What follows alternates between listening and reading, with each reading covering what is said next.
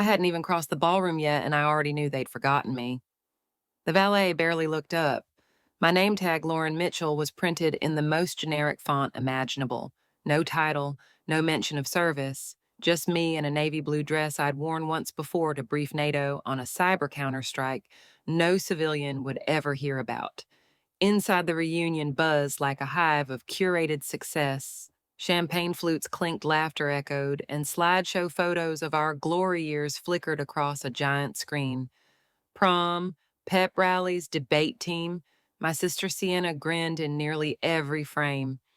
Me, I might have made it into 3. Then I heard her voice, and after 15 years with the DOJ, I'm honored to serve as Deputy Director for Western Cyber Oversight. Sienna declared from the stage, her red sheath dress shimmering under the lights. She tossed her hair. And of course, I have to thank my sister Lauren for always being so uniquely herself. The crowd chuckled. They thought I disappeared. I didn't disappear. I just stopped explaining myself. But in 48 hours, when the truth landed on the lawn like thunder, they would finally see me, not as the girl who left, not as the sister who faded, but as the woman who never stopped serving. I didn't want to go. The invitation had sat on my kitchen counter for 3 weeks. Thick cardstock embossed letters. Fake sentiment. Edgewood High Class of 2005 20-year reunion. A smiley face sticker sealed the envelope like an apology for the years that never healed. But I went, not for closure, not for nostalgia. I went because part of me needed to know if I could still walk into a room full of ghosts and not flinch. Silver Pines Lodge stood like a wedding cake carved into a cliff, too polished, too staged. The valet glanced at me once, then moved on to the next Mercedes. I tucked my clutch under my arm and stepped through the doors. And there she was, Sienna Mitchell, my sister, my shadow, my storm. She stood on the main stage, basked in warm light, her voice pouring through the microphone like liquid sugar. I started as a junior clerk at DOJ, she said, and now I help oversee national cyber strategy. But Ridgewood gave me my fire. And I have to thank my sister Lauren, who's with us tonight, for teaching me how to be resourceful. Laughter, the kind that cuts sideways. My table number 18 was in the back near the staff kitchen. Hers had gold embossed place cards and a custom centerpiece. Mine had a half-wilted hydrangea in a paper cup. Lauren, a voice behind me. I turned.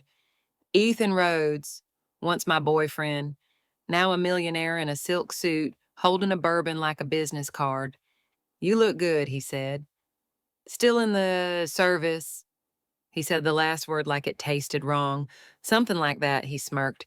Didn't you leave law school? I thought you'd be a senator by now. Before I could answer, someone leaned in just loud enough. Didn't she drop out of Harvard or something? Another, I heard she does admin work on a base. A pause, then a chuckle. That soft, cruel kind, the one that knows you won't fight back. They didn't see the West Point ring beneath my sleeve.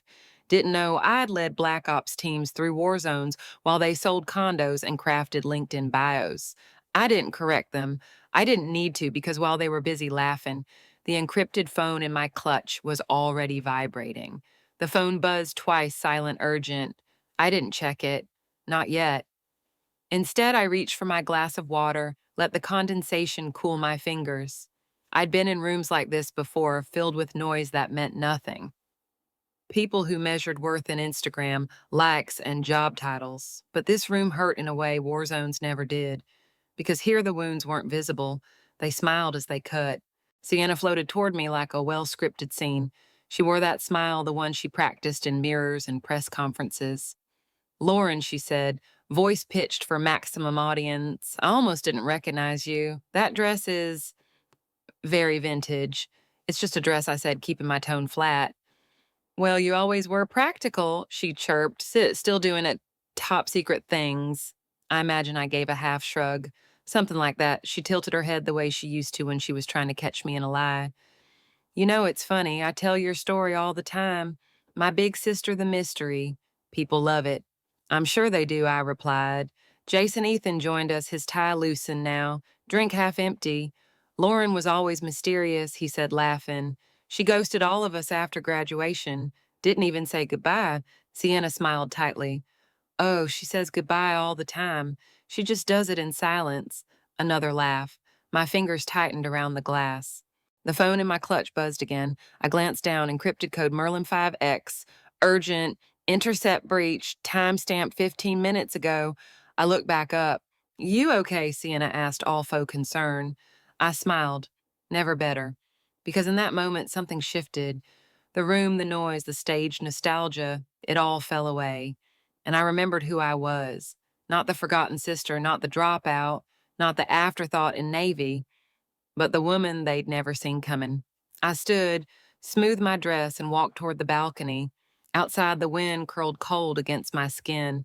The lights from the golf course glowed soft and artificial, like they were trying too hard to feel like stars. I tapped the phone. The screen lit up in military blue. Command request General Mitchell, intercept eyes on, priority echo. And in that quiet, I whispered to the night they think I left. Pause. I never left. I just got harder to find. Rachel found me near the bar, swirling her wine like she was counting seconds between aftershocks. That was brutal, she said quietly. Which part? I asked. She gave a dry smile. Take your pick. Your sister's backhanded speech, Jason's memory loss, or the fact that no one here seems to remember who you are. I sipped water. That's the point, isn't it? Her eyes softened. You look better than all of them, but they'd never admit it. They don't have to, I said. Truth doesn't need a majority vote. I liked Rachel. She never filled silences just to ease her own discomfort. She watched absorbed, listened like someone who understood that real stories don't shout, they haunt. I almost told her about the phone, about the mission, about the folder back in my hotel room marked OP Merlin, eyes only, almost. But the thing about being invisible for 2 decades is you start to trust the silence more than the people in it. That's when Ethan appeared again, glass refilled, voice low. You really used to be something, he said. Top of class debate, champion Harvard Law, practically begging. And then, poof. He snapped his fingers. Army, he muttered. Why, I turned to him quietly, because someone has to do the hard things. And I was done playing nice. He laughed, but there was something hollow in it now, a thread pulling loose. Still cryptic, he said. Still unreachable. No, I said. I just stopped making myself small enough to be understood by people who never tried. Before he could respond, a loud ding echoed from the ballroom speakers. The MC was back on stage. Ladies and gentlemen, it's time to announce this year's most distinguished alum. Predictable applause. And the winner by unanimous vote, Deputy Director Sienna Mitchell, roaring cheers, whistles, flashbulbs. She ascended the stage like it was her natural habitat. The spotlight clung to her skin like gold. Thank you, she began, eyes gleaming. I'm humbled, but this isn't just my win. It's about every Ridgewood grad who chose to lead rather than follow, and every sibling who taught us what not to become. Polite laughter again. A few heads turned toward me. Rachel exhaled. Wow, I didn't blink. It's all right. Is it? No, I said, but it will be because the next move was mine, and they wouldn't see it coming. The music changed jazz, giving way to something louder, looser. The ballroom transformed into clusters of drinks and fading restraint. I slipped away through the back corridor where a velvet rope guarded the resort's private helipad lawn. The encrypted phone in my hand vibrated again. Merlin breach confirmed. Civilian vectors compromised. Window 36 hours. Extract if the contact fails. I typed my code eyes, scanning the pulsing red zones on the digital map. Threat vectors. Civilian leaks. Internal actors flagged. I didn't even flinch. I'd seen worse. But something about tonight made the breach feel personal. A gust of wind stirred the hem of my dress. I turned as the sound came, not music, not voices, blades, low, close. Thunder overhead. The glass in the ballroom rattled as heads turned. Waiters froze, guests dropped drinks. Someone shouted, "Is that a helicopter?" It sliced into view matte black military. Floodlights bathed the lawn in harsh white. Screams, gasps, phone cameras raised. A wine glass shattered near the cake table. The helicopter landed like judgment, deliberate, unyielding. Then the door opened. Colonel David Ramirez stepped out, full uniform, chest full of ribbons, boots crunching gravel, and his eyes locked on mine from the second he appeared. He walked past the guests, unbothered by their confusion, their selfies, their disbelief. And then he stopped 3 feet from me. He saluted crisp and clean. "Lieutenant General Mitchell," he said loud and clear. "Ma'am, the Pentagon requires your presence." Immediate briefing. Secure transport prepped. It hit like a lightning strike. Someone gasped behind me. Another dropped a phone. A mother pulled her daughter close. Ethan stepped back like he'd been slapped. "Sienna." She stumbled forward from the crowd, her heels uneven, her voice trembling. "Wait, what did you say?" General Ramirez didn't flinch. "Lieutenant General Lauren Mitchell," he repeated. "United States Army. Cyber Command, Clearance Echo 5. Sienna's mouth opened, then closed. The spotlight had shifted, and for once it wasn't on her. Ethan whispered, almost a plea. "Lauren, I didn't know. I didn't." "No," I said quietly. "You never asked." Rachel stepped beside me, her voice a whisper. "They know now." I nodded once. Good. They needed to. The wind kicked up again as Ramirez handed me the black case. Inside, updated protocols, confirmed breach, target migration, a mission I couldn't ignore. But before I stepped toward the chopper, I turned back just once, to the crowd that had erased me. And finally, I let them see who I really was. Not a ghost, not a myth, but a force they'd never understand. By the time I landed in D.C., the internet had already exploded. Sienna's voice echoed through my inbox, cut and stitched across a dozen podcast clips, reaction videos, Reddit debates. The episode dropped less than 12 hours after the reunion. Title my sister, "The Myth What? Silence Doesn't Tell You." She hadn't wasted a second. I watched from my secured office at Cyber Command, flanked by classified monitors and a blinking threat board. But all I could see was her face on screen, calm, rehearsed, spinning her version of my life with weaponized grace. "She's always been mysterious," she said in the clip, "but mystery doesn't equal merit. We should ask why some people choose silence, maybe not out of humility, but out of convenience." It stung more than bullets ever had.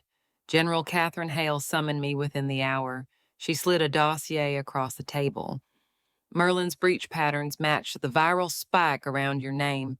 Civilian vectors are bleeding into intelligence pipelines. Someone's using this visibility and to confuse disinformation monitoring."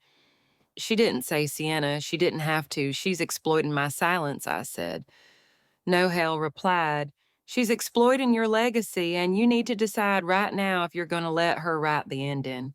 Later, back at my desk, I opened Rachel's voice note. Her tone was sharp, urgent.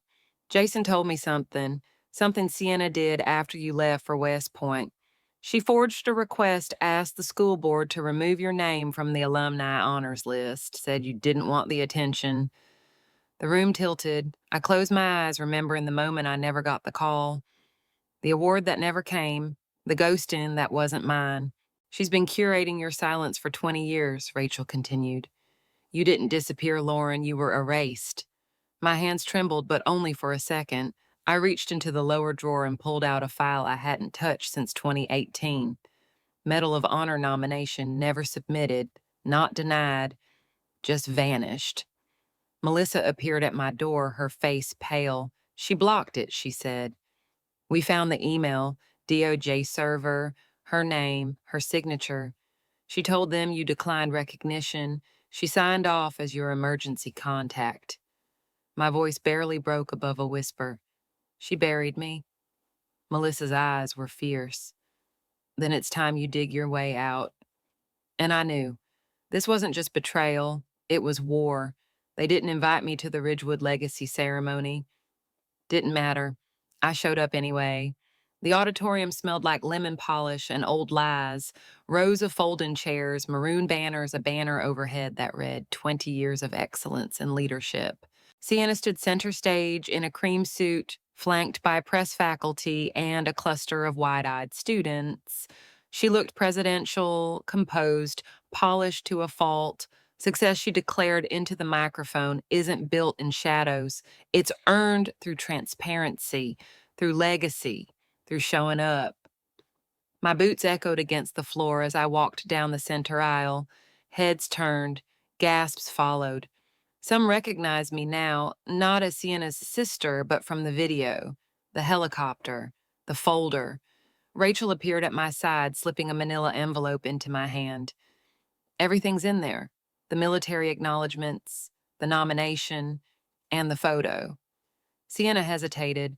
Her voice faltered just a fraction as she spotted me, but she didn't stop. We can't build a future on myth. We must honor those who truly showed up when it mattered. I stepped onto the stage without being asked. No one tried to stop me. Even the board chair, the same one who voted her in, sat frozen. I faced the crowd. Hundreds of faces, alumni reporters, students, young girls in ROTC jackets, older men in suits, skeptical parents with folded arms. I said nothing, just opened the folder and held up the photo. Me in full dress uniform, beside General Hale, a medal glinting on my chest. The room stilled. I didn't raise my voice. I didn't need to. "My name is Lauren Mitchell," I said, class of 2005, orchestra lead, founder of the International Relations Club, voted most likely to become a professor. That didn't happen. A soft ripple of chuckles. But I did become something. I pulled out the commendation copies, the classified briefs, the unsigned Medal of Honor letter. These aren't secrets. They're just stories no one ever asked to hear. I let my eyes land on the younger students. I didn't serve for applause. I served because silence, real silence, meant someone else might not make it home. I stepped back, no applause, no anthem. Just silence so complete it felt holy. Sienna didn't move, didn't blink. She didn't need to, because this time I'd spoken loud enough for both of us. The morning of the ceremony felt unreal, like the air itself had rehearsed. On the south lawn, everything was staged with military precision. Rows of folding chairs, white canopies, camera crews behind velvet ropes, flags billowed under spring light. The orchestra played soft, solemn notes. No fanfare, just gravity. I stood in full dress uniform. The ribbons on my chest told stories no microphone ever had. I wore gloves white as frost, my spine straight, my pulse steady. Sienna sat 3 rows back, civilian blazer, no makeup, hands in her lap, face unreadable. Melissa was beside her, fingers curled around a worn copy of the book we'd co-written, Leading in Silence. The president took the podium. He didn't offer politics. He didn't offer platitudes. Today, he said, we honor not only a general, but a sentinel, a woman who carried secrets heavier than metals, who chose silence not to disappear, but to protect. Then he turned toward me, placed the ribbon around my neck. The gold star gleamed beneath the sun. The applause that followed wasn't loud. It was honest, grounded, earned. Later, as I stepped away from the podium, a cadet barely 19 stood waiting. Her posture rigid, eyes wide, she saluted. "Thank you, ma'am." I returned it softer, slower. "You're the reason I applied," she whispered. I didn't answer, just nodded. Back at Fort Liberty, the classroom was simple beige walls, scuffed floors, nervous cadets with notebooks open and eyes locked. I wasn't there to impress. I was there to prepare them. Ethics, pressure, failures no one writes into official records. "What do you do?" one student asked, "when the system works against you?" I smiled faintly. "You lead anyway," I said, "and you document everything." They laughed, but they understood. Sienna showed up mid-afternoon. She waited in the back, camera bag in one hand. "Women in Command," she said. "It's a docu-series now. I'd like to start with the woman I nearly erased." Her voice was quiet, real. Melissa joined us moments later, holding a fresh manuscript draft. They want to publish the expanded edition, joint bylines. I looked at them both, one sister, one friend, both broken open by truth. "Let's write it right," I said.